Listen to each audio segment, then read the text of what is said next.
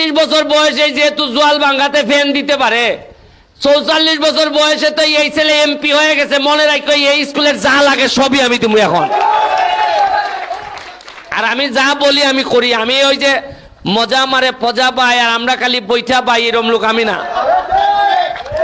এরা আইসা কইব আরে ভাই বৈঠাটা হ্যাঁ ইতা না।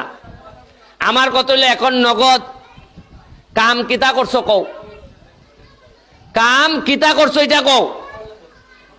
আচ্ছা বলেন তো আমার একটা জিনিস দিদি, আমি যদি রাস্তাটা করে দেই, আমি যদি স্কুলটা উন্নত করে দেই, আমি যদি আপনাদের শ্মশানটা সুন্দর করে দেই, আমি যদি আপনাদের মন্দিরটারে সুন্দর করে দেই, আগামীবার আইয়া কি সাউন্ড লাগবো যে দিদি গো আমার একটা ভোট দিও?